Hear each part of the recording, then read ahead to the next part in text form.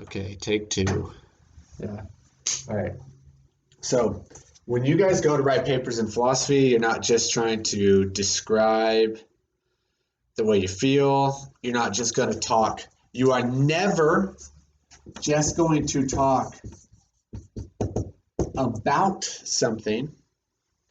Instead, what you do is you argue for the truth of some single proposition, right? So think back to our lecture on truth, okay, and what it means to be true. I'm not true, I'm a fact, but this is Jacob is a proposition about the fact, and that proposition is true because it matches, well, the fact. Yes, only propositions are true, okay? And so when we write philosophically, what we do is we argue to some conclusion in favor of its truth. So let me write this down in a really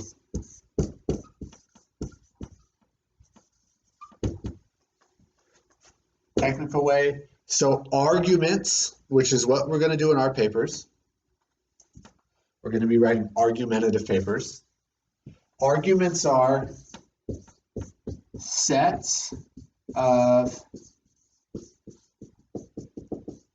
propositions where at least one supports the truth value of another. Okay, so that is not like the normal like talk and trash arguments we have generally, right? Where it's like, oh, the Cowboys suck, or some other arguments we could say, right? Take one got thrown out because we made a really inappropriate joke. That can't be uploaded on the internet, at least not for me, right? Yeah, the Niners suck, right? That's not an argument, right? When we talk about argumentation in philosophy, we're really just talking about reason. Yeah. So to reason is going to be to argue, right? An argument doesn't mean I'm locked in with some foe I have and I'm talking that BS to him. Yeah, it's not an attitude I have, right? But instead it's I'm giving some set of propositions, so not questions, not commands. I'm giving statements that can be true and false. And if those statements are true, then that is supposed to make me believe that some other proposition is true. Okay? So an example of this would be, let's see here. Working out. Working out? What do you mean? Or trying to lose weight, like if you eat less. Right, okay, so that's going to be the different an explanation and an argument. Okay. And these things are really close. Explanations and arguments are super duper close. Okay? Explanations are about why or how to do something. When arguments are arguing that something. So two ways to get to. So if we're using the working out analogy, right? And it's like, well, that's still a how though. Right. So exactly. So we'll that it's important to lose weight. Yes. So when you argue that it's important to lose weight, is a lot different than how giving an explanation for why, for how to lose weight, or why you're losing weight. But in arguments, we are making the case that some proposition is true, which in more technical words means we're making the claim that some proposition matches the facts. Okay. So sets of propositions where at least one supports the truth value of another. So in an argument, the proposition that support the truth value of another, I'm going to call the other one the conclusion. the propositions in a set that qualifies an argument, the propositions that support the conclusion is going to be called the premise. Okay? And multiple of these guys is called premises. Yeah? And so the proposition that the other propositions are supporting this, it's always going to be singular, so you can have multiple premises, but you can only really have one conclusion, right? There are some logic textbooks that say something different. Those are, in my philosophical training, those are just different arguments, right? But conclusions, so this is the statement that is being supported by the premises. Okay, so arguments have two parts. Well, really, they have three parts. Okay, I'll get into the third part in a minute. Okay, and that's going to be the real difference between an explanation and an argument. Okay, so propositions or premises are the propositions that support the conclusion, and conclusions are the statements that are being supported by the premises.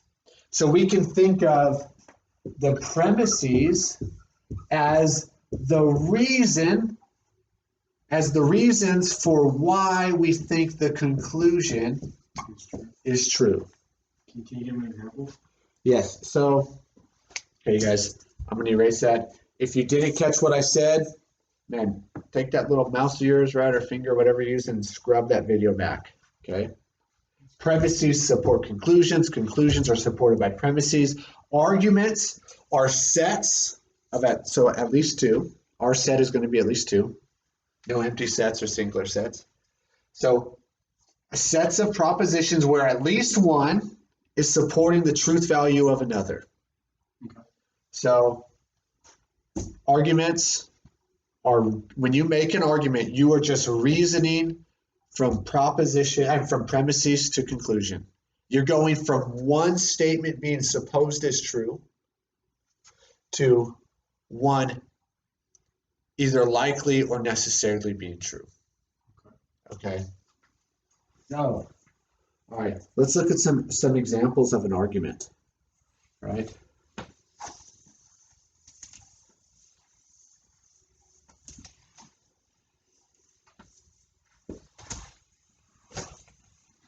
And in this example of an argument, I am going to give us a real definition of proof, what it means to prove something. Okay, and this is going to be a lot different than just merely giving evidence for. Evidence and proof are not the same thing. Evidence and proof are not the same thing. If you're watching this from my intro class, this is the difference between what David Hume calls correct criteria of knowledge and what René Descartes thinks the correct criteria for knowledge would be. If you're a rationalist, you believe that proof, that you can obtain knowledge through proof alone, a priori or without experience. If you're an empiricist, like Aristotle and David Hume, you don't think proof is worth really anything on its own. Okay. Yeah, and that should be counterintuitive, right? It's not the way we use our language, but this is like the real this is the real understanding of the words, right? So let me give you an example of an argument, and I'm going to structure this argument not in paragraph form, but in proof form. Okay, and you guys are going to pick this up as the video goes on. So let's come up with some reason. So I'm going to put these three dots. These three dots mean therefore. Okay. I could have just written a conclusion. So here's my conclusion, but I'm going to put the dots because it's just And nice. therefore, just as your conclusion. Therefore indicates that a conclusion is coming. So reason 1, 2, and 3, therefore, Boom. Okay. boom. Okay. So I don't think you guys can see this. Do you want to turn the light? No, let me just find something that can actually stand up to the glare. Because it is important to see this. Whoa. No, go back. Go back? Yeah, this is a mess. Where? No, back the way. So turn that back. I think the lighting was as close. Yeah, that's as good as it's going to get. Okay, so. God damn it. Oops, that's not nice. Excuse my French. All right, guys. Give me 1 second. Finish eating your food. Whatever you're up to. Here's I got another marker for my suitcase. Oh, dude. Oh my goodness. Okay, we're good. Oh my gosh, that's good. All right. So an example of an argument. So give me a proposition. Yeah. It has to be a proposition because you can't show that a question is true. Okay. Because questions can't be true. The earth is flat. The earth is flat. Okay. The earth is flat. Holy smokes. This is like a steroid marker, right? The earth is flat. This thing is dark. That makes me happy. Okay. So, all you flat earthers out there, which if you guys talk to flat earthers, I mean, we may just de facto call them all, there's something cognitively malfunctioning with them, but I know some flat earthers that really make a lot of sense. And in some aspects of the way. Right here. Yeah, no, done. Freddie is not. Freddie works at a flat earther at a high school. And oh my gosh, right? We're at Highland High School, remember? We are not at Northwest or East. Yeah, what are some reasons I could give for a flat Earth? Gravity. What about gravity? Or the. Now, I'm not saying that to be an argument, it has to be a good argument. Oh, okay. Right? But to be an argument, all we need to do is give some propositions as support for another. So the earth is flat. Let's see here. What are some reasons? We can not see the Curvature. curve of the earth. Okay, we can't see the curve of the earth. Isn't just a normal one is like if we're up here and someone's down there, how come they'll just fall into space? Yeah, right. We'll just do this one. Because this is already getting a little bad, a little shaky. Because we kind of can't see the curvature of the earth, right? But if the earth was round, so for all you flat earthers watching, I'm sure there's at least two. Okay. Believe it or not. And it doesn't mean you're stupid, I don't think. I mean, I believe you're wrong, but I don't think it means you're stupid. If the earth was round, then, so this is all one proposition. That's a proposition? It's all, so if then. Do we have the premise yet? Is the premise that the earth is I'm building a premise right now. So my conclusion is going to be the earth is flat. And if the earth was round, then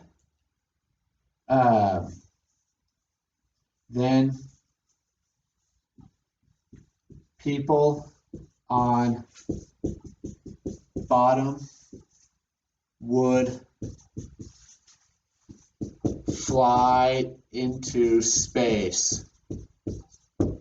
Okay, this is all one proposition. So that's one. This is one proposition. Okay. So it's saying like if A, then B, but it's not saying A and it's not saying B. Okay. It's just a hypothetical proposition.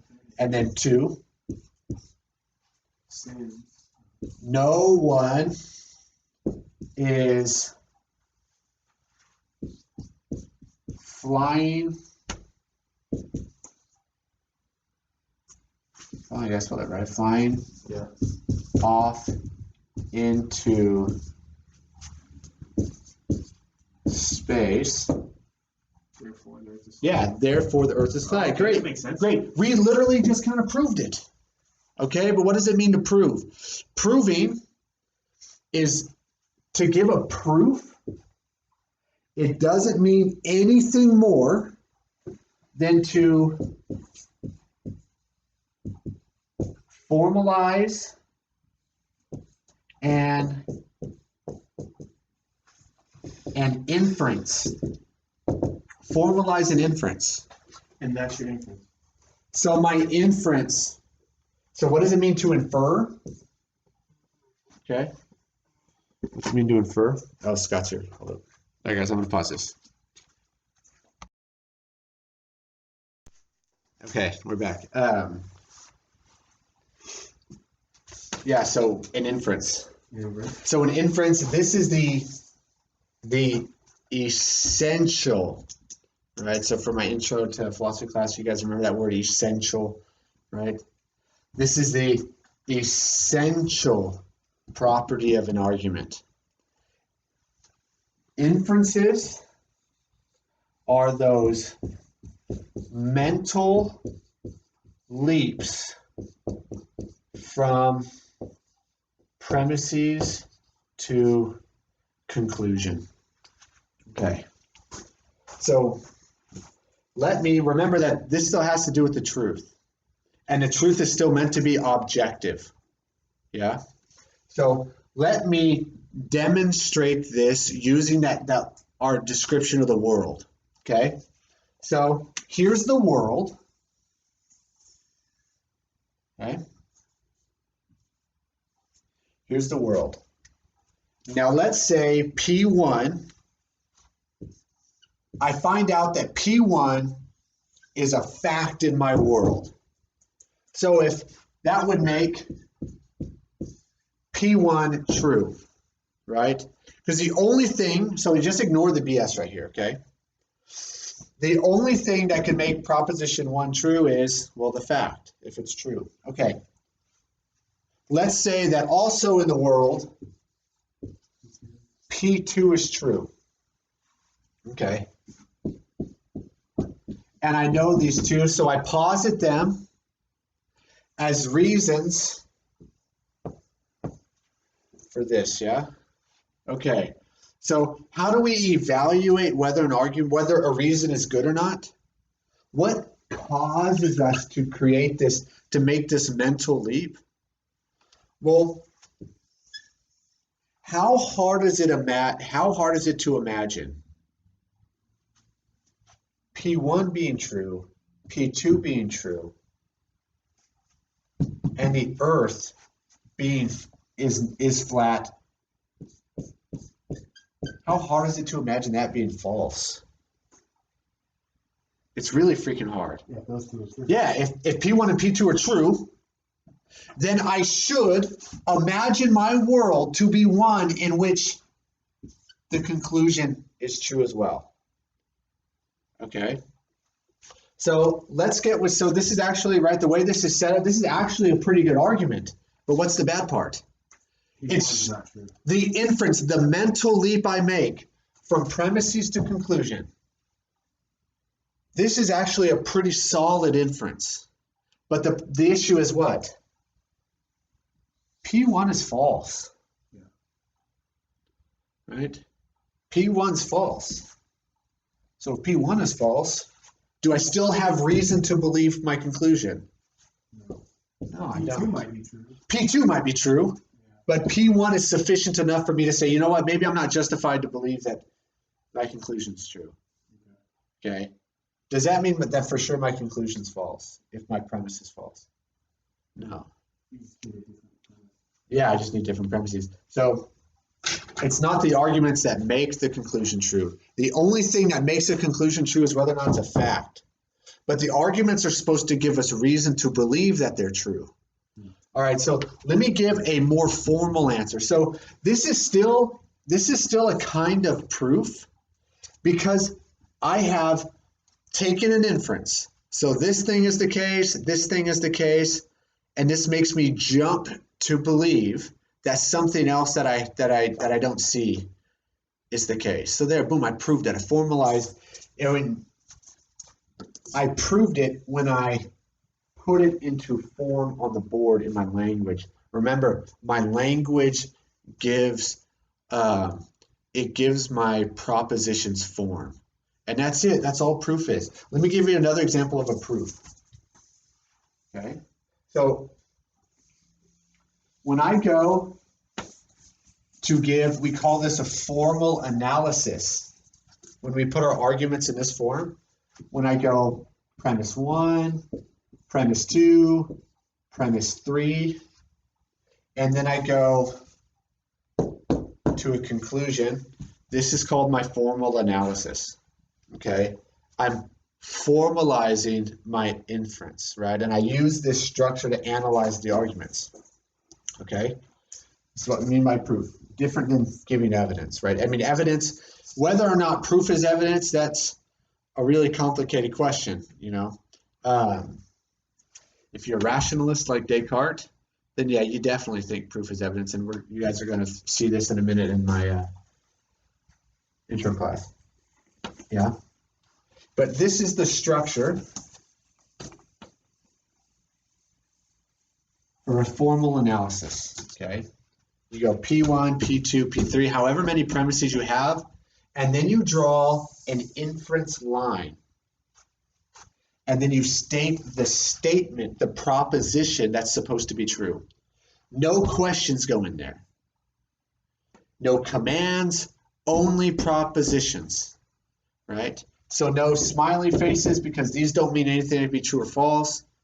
No, I can't go smiley face and then some proposition, and all these things in here give me a T. In the same way, I can't go smiley face 2 plus 2 equals 4. Why? Because that's not in the rules of formula for mathematics. We don't use smiley faces in math. That's not the rules of formula for that language, right? So 2 plus 2 equals 4. This is a kind of, in a really loose sense of the word, this is a proof for fourness. If 2 is true, plus the addition of some other stipulated 2, then I should, without seeing whether or not 4 is the case, I should know that 4 is the case, right? So if I am in a world where this proposition is 2, so 2 is a proposition about increments away from some ideal we call 0. This signal for 2 is shorthand for some really complicated concept about increments. In the same way that Jacob is signifying for me, 2 is referring in an abstract kind of world, it's referring to increments away from 0, right? So if this proposition is 2, so if 2 is true in our world, and then 2 is true in our world again, and you put these two things together, then you should know in our world, without ever having to see the 4, you should know that 4 is the case in our world. The proposition referring to 4 must be true. Okay, so how the hell is that different than an explanation? Is this an explanation or an argument? Let's look at the definition of an argument. Sets of propositions, so here's a set of propositions, where at least one, so we got 2 here, supports the truth value of another. Hell yeah, we got an argument here, but why isn't this an explanation?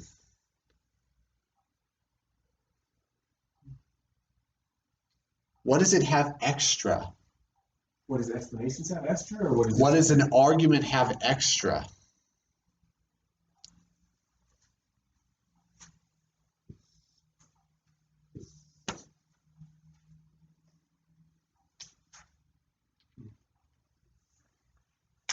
So give an example of what explanation would be in this case. Because The key difference is the supports the truth value of. Explanations don't support the truth value of anything unless the explanation is used as a premise itself. But the essence of an explanation does not include the notion of an inference. Explanations don't have inferences. They just have consistency of narrative, and that's it. And then you go, okay, well, this explanation seems to match what I'm seeing. Okay, cool. Math is argumentative. Math is completely proof-based, formalization of inference. And it's the same thing in philosophy. Philosophy is proof-based, not necessarily evidence-based. That's why we had that weird conversation at the beginning of the semester where it's like, oh, what's the evidence for 2 + 2 = 4? And you show me all the evidence stuff. And I go, okay, but none of those things are 2s, and none of that is a 4, right? Because it's a matter of reason, not a matter of physical evidence. Now, when I argue, I can use propositions that I know are true because I observe the physical evidence that makes them true, or the physical evidence that makes me think they're true. Facts are objective. Arguments are trying to get at the truth.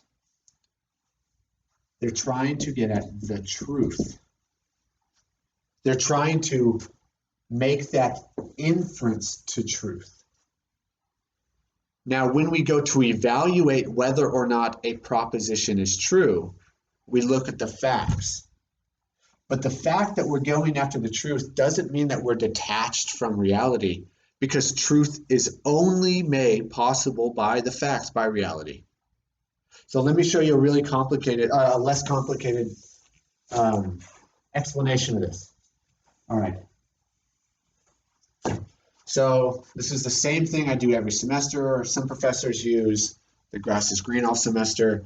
I always use the sky is blue. Okay.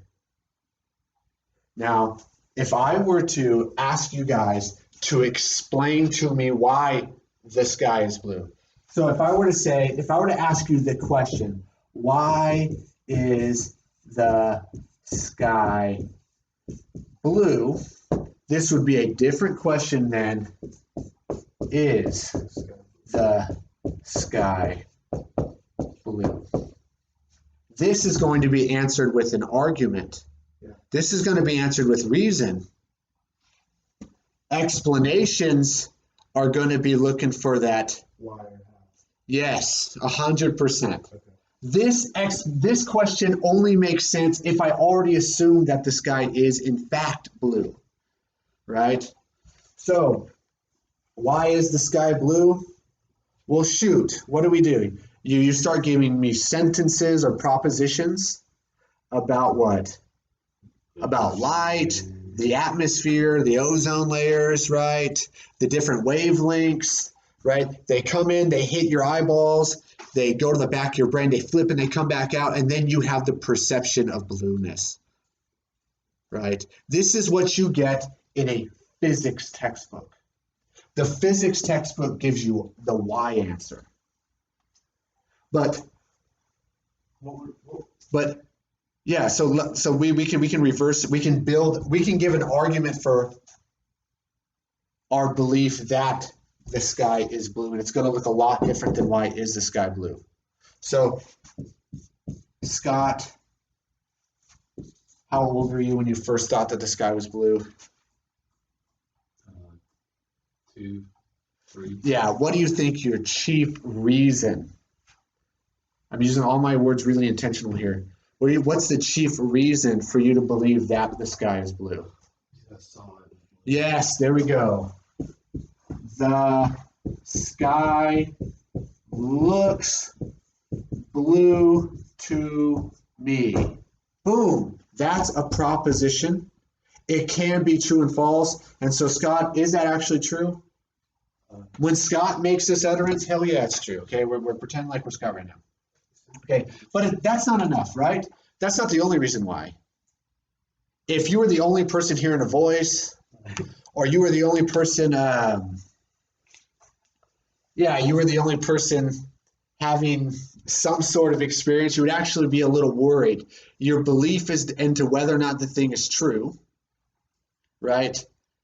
It'd be weakened than if there were a lot of people that think that, right? And so when you go out into the world and you talk to other people in elementary school, and they all say what? Yes, the sky looks blue to everyone else. I'm going to put almost. That's a big one. The sky looks blue to almost everyone else, and that's true. You ask people generally what color is the sky, most people will say exactly what you said in your P1. So this is true, this is true. For a lot of people, that's enough for me to justifiably make that rational leap to this thing. But we can add one more, right? If, we'll put this one, if you do not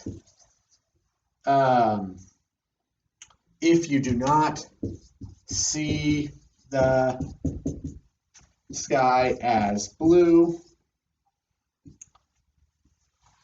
then we consider you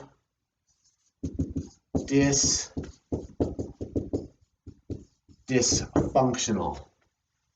Yeah, what dysfunction are we talking about?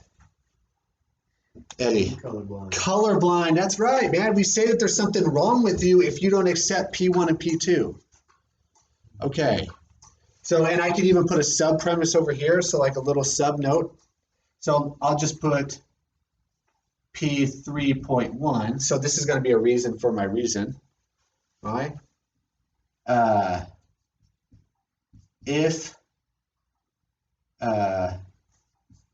you do not see the sky as blue, we send you to RSP in school. And I'm allowed to say that because I'm an RSPer, right? And Eddie, Freddie, actually went to RSP. I'm sure this is one of the reasons why he was in RSP, right? Because he's severely colorblind. In fact, we didn't find out he was colorblind until we were playing Fortnite, and he was calling out the blue shotgun versus the green, and it was Mario nonsense. Kart. Oh, it was Mario Kart. That's right. Okay. Yeah, red and green shells. Yeah, okay. So let's look back at this. Okay. We have formalized an inference. Now let's see if this inference is a good inference. And we're just going to shoot from the hip, right? If you really want to know about what makes up a good inference versus a bad inference, if you really want to know the evaluative terms we give arguments, then take an introduction to logic class. And if you really like logic, then man, take some higher order logic classes, right? Or first order, I should say, for anyone that's hearing that. Anyways, it's a logic joke. Okay. So stupid. Okay, so let's look. Scott, is P1 true? The sky looks blue to me. True. All right. Okay. 2, the sky looks blue to almost everyone else. Is that true or false? It's true. If you do not see the sky as blue, then we consider you dysfunctional. Is that true? Well, I gave some pretty good evidence right there. So I'm just going to call that true. Okay. So now let's imagine the world we're in. We're in a world where P1 is a fact, P2 is a fact, and P3 is a fact. Do we think that this is enough for us to believe that our conclusion is a fact? Hell yeah. Well, actually, our conclusion is a proposition, but that proposition is actually matching a fact of the world. Hell yes, we do. So boom. This is actually why most of us believe the sky is blue. Because it looks blue, everyone else says it's blue, and we've kind of just accepted the fact that if you don't see it this way, there's something odd with you. And that's the reason, that's the reasons we give for this proposition to be true. I mean, that's the reason we give for the belief. Now, whether or not it's true is not depending on the reasons. This is only true if what? If it's a fact. That's right. This is think back to when I was saying we don't define truth in the context of proof and evidence. Because that's not what makes things true. Proof and evidence give us a reason to believe that something is true.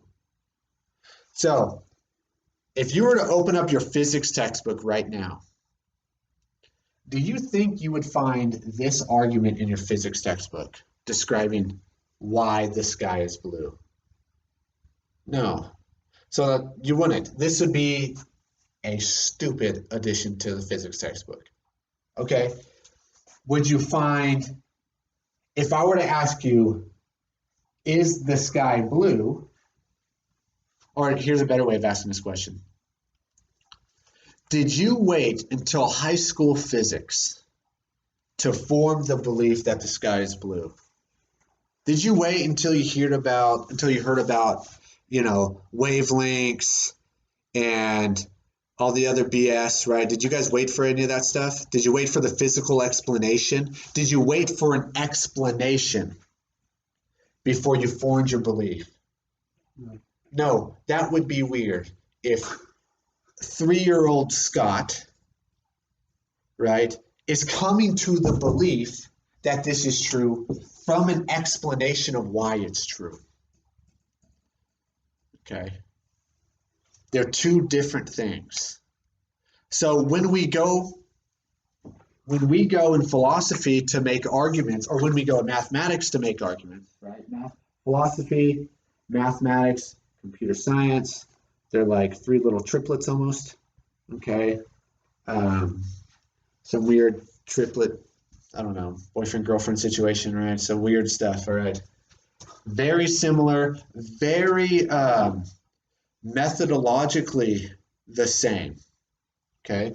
When you guys go to write papers, you guys are not going to be giving me mere explanation, but you have to be arguing. You have to give me an argument that your conclusion is true.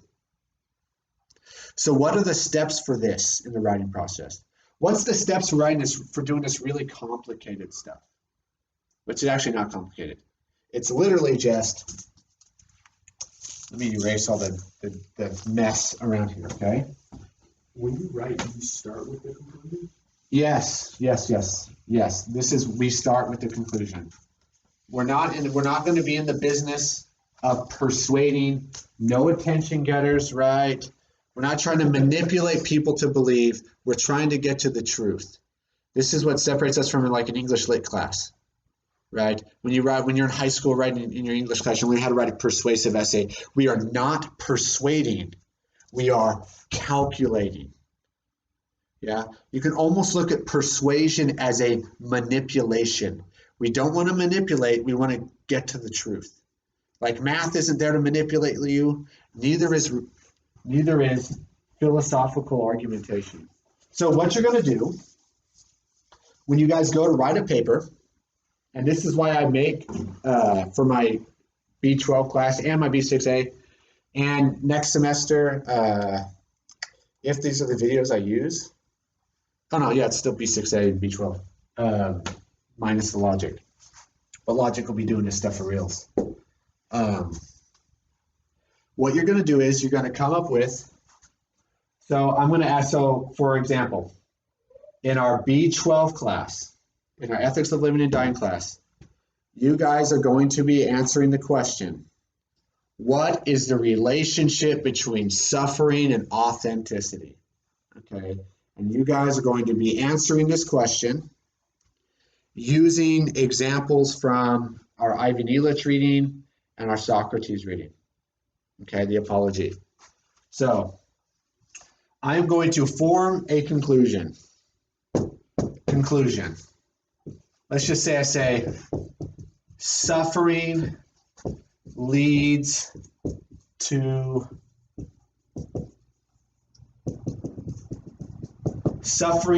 authenticity. I draw my line, I put suffering leads to authenticity. And why do I say suffering leads to authenticity? Well, what's my first reason?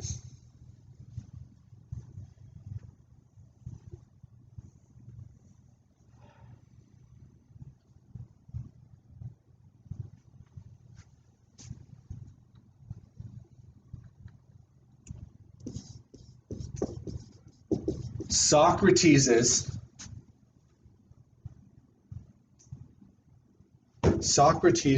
let's see here. Socrates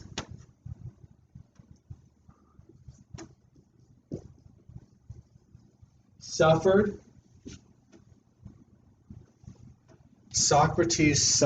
Let's see here.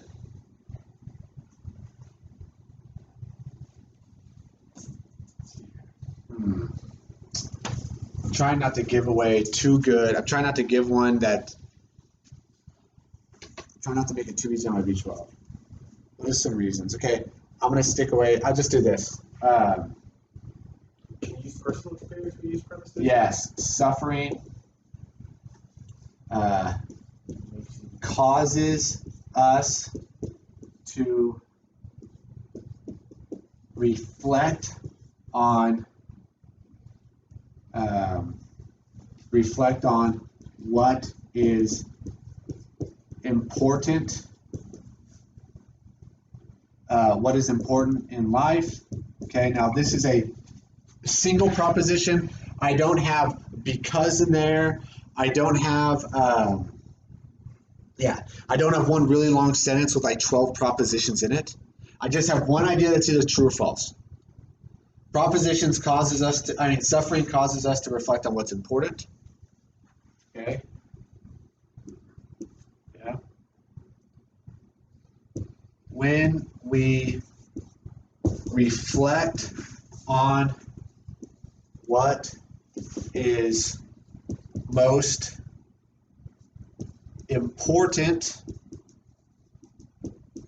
we become our real self. All right. So premise one, suffering causes us to reflect on what is important in life. When we reflect on what is most important, we become our real self. But there seems to be one step missing in this formula, in this equation. I'm going 2 plus 2, and there seems to be an x that a variable I can't account for that gives me 6. What am I missing here? So here I would be missing, the proposition I'd be missing is 2. What's the proposition I'm missing here? Don't you almost always have if, then in all of your stuff. I can use an if then for sure. So if you become your real self, then you're authentic. Yes, God dang, yes, that's exactly right. If you become your real self, then you are authentic. There we go, right? We solved for that missing P. We solved for the variable in the equation. You guys see what I'm talking about with proof? Okay? And that weird magic we do where we go from a bunch of stuff being true to somehow knowing without any further evidence that another thing is true. Okay? We just did it. We just made an inference about P3. Say it again. Like Lego. It is exactly like Legos. If A, then B. If B, then C. Oh, shoot, right? That means this must be true if A, then C. If this is true in my world and this is true in my world, I know I must live in a world where this is also true. I don't even need to see this. I know it's there. That's a weird superpower, right? Whether or not any of this counts as evidence, that is an extremely deep question. Okay, that's an extremely deep question. It's yeah. For a lot of you guys on the ethics limiting dying class, when you wrote your epistemology question, your guys' question was hinting at something sort of this question. Does the proof count as evidence? And here's another deep question. What's the point of evidence without proof? Because remember, we're still, even in these scientific publications, coming to conclusion, right? And that conclusion is written in a single sentence. Spooky, right? Okay. How forensic really is our science? Yeah, that's another deep question. It may not be at all, and if that's the reason why, I don't know. Maybe that's the reason why our sciences are in such a bad shape right now. Okay. All right. So we've done the first step of writing a paper. We have come up with a formal analysis. We've formalized our reasons. So now when I go to write, and it's the same thing we did here, it's the same thing we do up here. These are good reasons to believe that 6 is true. P1, suffering causes us to reflect on what is important in life. P2, when reflecting on what is most important, we become our real self. If P2 is true, P1 is true, and P3 is true, if you become your real self, then you're authentic. Then my conclusion, it seems to what? It seems like that thing's got to be true. God dang. Good reasoning. All right. So how do I take that and put that into a paper? So when you guys come up with a formal analysis, or what I write as your paper outline, this is what I'm talking about. Your paper outline, I call it a paper outline, but it's not really a paper outline. It's a formal analysis. It's a argumentative proof, so to speak. Okay? It's a proof.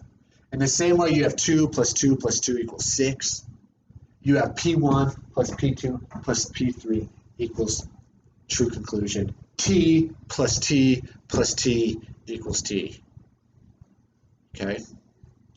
No questions. My conclusion isn't, what if my conclusion was, I just said about suffering leads to authenticity. Yeah, Eddie's making a face like this, right? Like, got that sticky face, that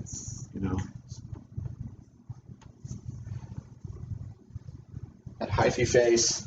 If I said about suffering and authenticity, what would this equation be? It'd be nonsense. Why? Because that can never be true.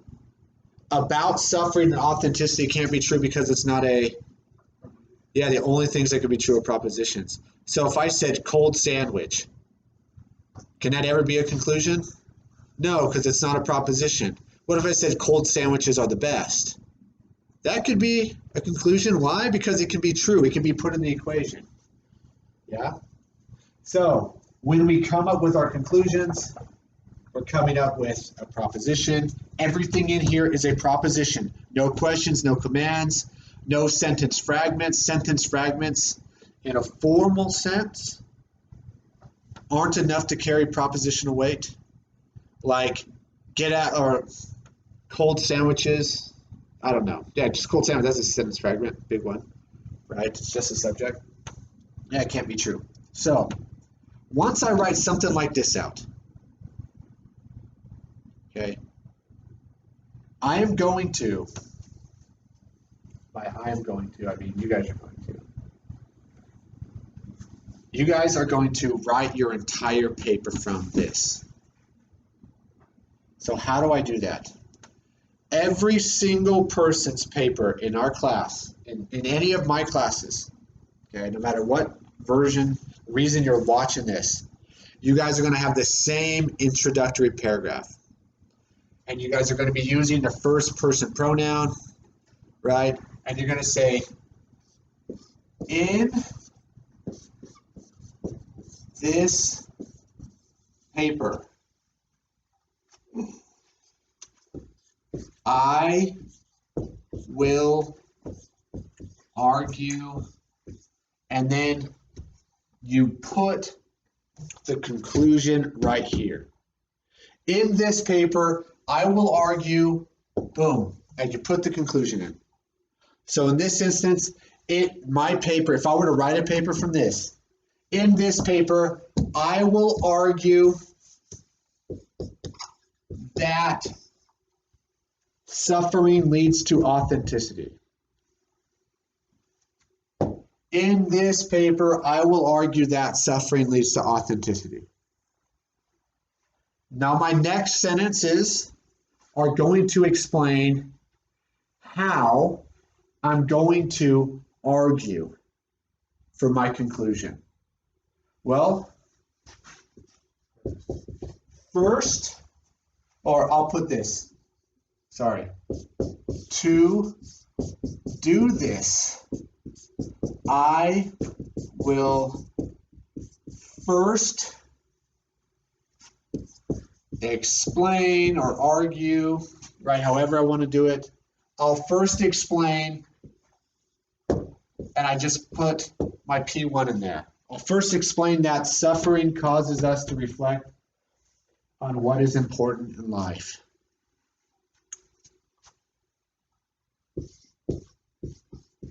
Second, I will, let's just say, make the case that, and then boom, I put P2 in there exactly the way it's written in here, okay? Second, I will make the case that when we reflect on what is most important, we become our real self. And then right here, I'm going to put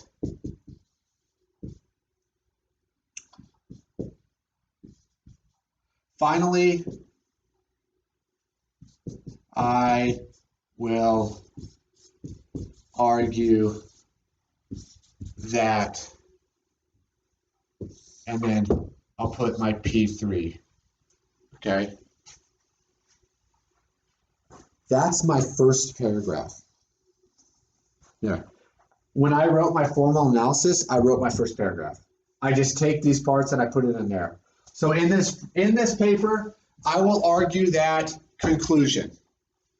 To do this, I'll first explain premise one.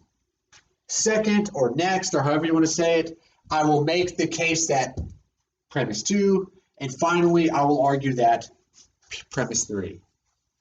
All right. So, Scott, what do you think the first part of my paper is going to do? I guess just discuss on how one might reflect on suffering. Yeah. So I'm going to give my reasons why this is true. I'm going to argue or explain, right? P1. So how would I explain P1 for my ethics of living and dying class? Well, shoot. I could talk about, I could refer to an experience I've had. Or better yet, for our class, I could refer to Ivan.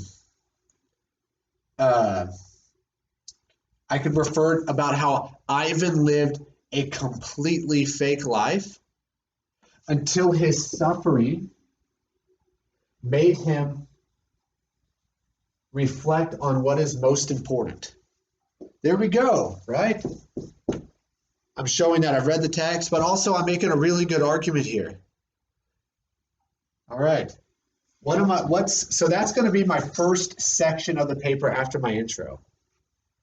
I'm going to be arguing for P1. All right. What do you think section 2 is going to be about? Yeah, P2. I'm going to do exactly what I said up here. I'm going to make the case for P2. So when we reflect on what is most important, we become our real self. Again, I can refer to Ivan, or maybe I can refer to my own experiences. So my experience, right? And then that's going to occupy all of section 2. And then my last section, 3. What am I going to refer to, Scott?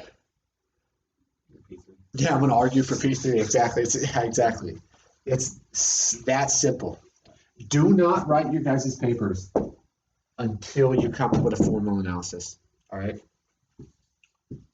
So P3. All right.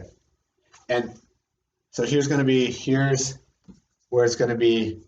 You guys are going to feel like I'm tricking you. I'm not tricking you. Okay. But if you don't do what I say exactly, you guys are going to pay the price on the grade. Your conclusion paragraph is going to be exactly the same as your intro, but in the past tense. So here's my intro. I state my thesis in one sentence, and I give the reasons for my thesis. And now down here, I write, here's my conclusion. In this paper, I argued that C. To do this, I first explained that P1. Okay. Next, or second, I'm going to keep it exactly the same. Second, I made the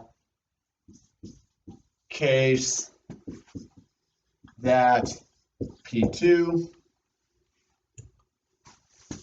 And finally, I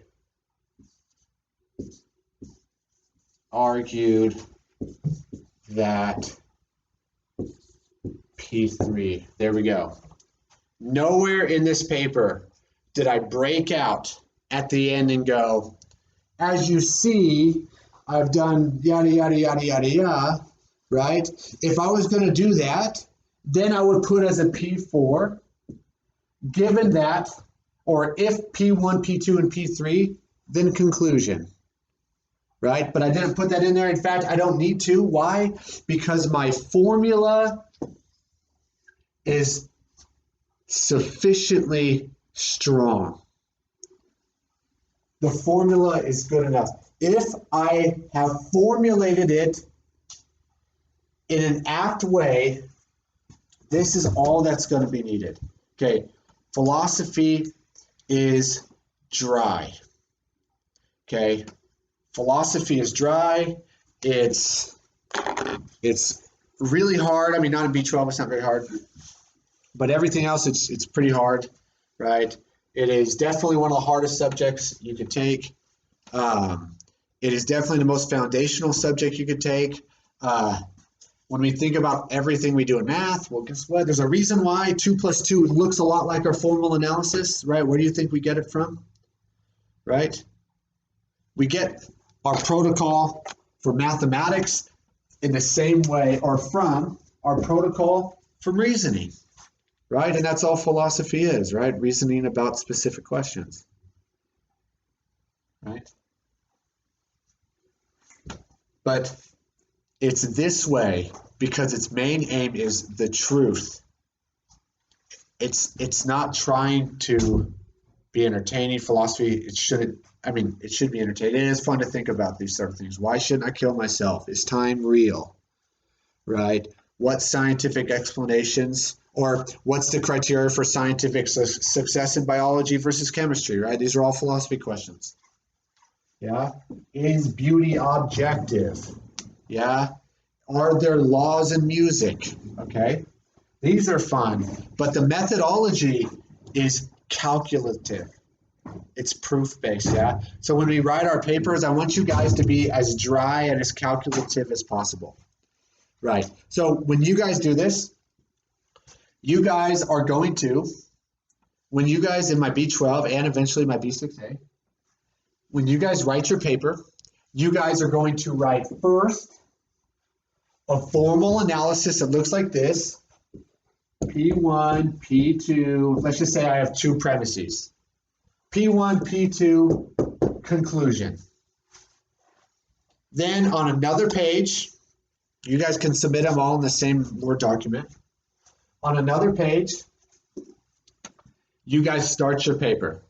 And does your paper look like? It looks exactly like your formal analysis. In this paper, I will argue whatever my conclusion is. To argue my conclusion, or sorry, I got distracted for a second. To do this, so to argue my conclusion, I will first argue P1, and finally, I will show that P2. Then the first section of your paper, you do exactly what you said in your intro. You talk about why you think P1 is true, or what P1 even means. Then you finish up with P2, and then copy paste past tense your intro paragraph as your conclusion paragraph. Yeah. Okay. This is for most of you guys in the class. This is the first time you're doing analytic kind of proof style work, right? The formal analysis should be harder. It should be harder than actually writing the paper, because to do something like this, you have to actually know why you're putting P1 down, and you have to actually know why P2, and you have to actually know why P3. And if you know those things, well, then you know why conclusion, right? That's the beauty of this thing. Most of the time spent should be trying to come up with a suitable equation or formal analysis for your paper. Yeah. All right, guys. So that wraps it up for how to write a formal analysis, and then how to write a paper from your formal analysis. Any questions? Just kidding. It's pre-recorded. All right.